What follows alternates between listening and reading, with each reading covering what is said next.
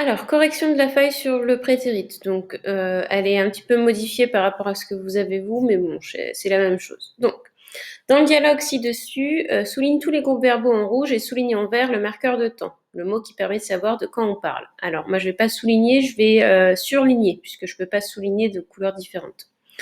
Alors, les groupes verbaux, je vais donc les surligner en rouge. Le premier, si ça veut bien commencer, le premier, c'est celui-ci, I visited. Donc, un groupe verbal composé du sujet I et du verbe visited. Ce serait bien que ça marche. Ok. Deuxième groupe verbal, we watched.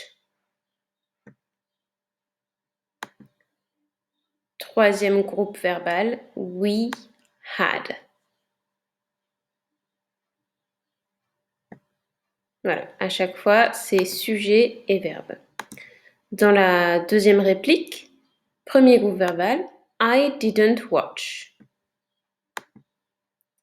Et enfin, I helped. Le marqueur de temps, c'est tout simplement yesterday. D'accord? Yesterday qui veut dire hier. C'est le marqueur, c'est le mot qui nous permet de savoir de quand on parle, de quel moment on parle. Voilà. Hop, on n'oublie pas le petit Y. Ok.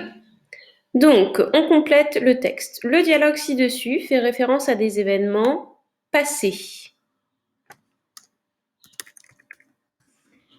Les verbes sont donc au prétérit. C'est ce fameux temps du passé. C'est pas le seul temps du passé, il y a plusieurs temps du passé, comme en français, on a plusieurs temps du passé, on a le passé composé, on a l'imparfait, etc. Ces événements sont datés, on parle de yesterday, hier, et sont totalement coupés du présent. Ils sont coupés du présent, il n'y a pas de lien entre ces événements et ce qui a été fait, ou ce qui s'est passé aujourd'hui. D'accord? Ici, donc, c'est quelqu'un qui est allé rendre visite à son cousin hier à New York, mais aujourd'hui, il n'est plus à New York, visiblement.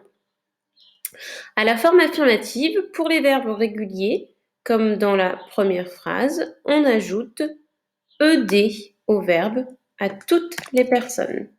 Je vais mettre un petit tiret, voilà. On ajoute ED au verbe à toutes les personnes.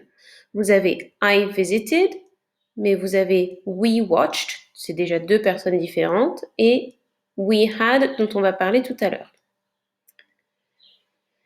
Attention, certains verbes sont pas réguliers, donc ils sont irréguliers et ne prennent pas la terminaison ED, comme justement had dans le dialogue ci-dessus. Il faut donc les apprendre par cœur. À la forme négative, on ajoute didn't juste avant le verbe. Didn't et la forme contractée de l'auxiliaire did et de la négation not. On a contracté. Et did correspond à l'auxiliaire do au prétérit.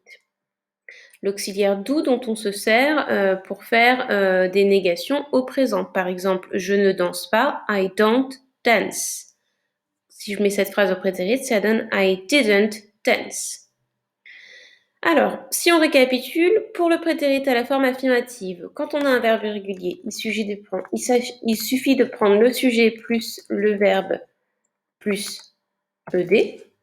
Et quand c'est un verbe irrégulier, eh ben, il faut l'apprendre par cœur. Donc, à apprendre. Et dans la forme négative, on prend le sujet plus didn't plus la base verbale, le verbe à l'infinitif. Hein. On n'a pas de ED à la fin du verbe puisque le prétérit est pris et porté par l'auxiliaire.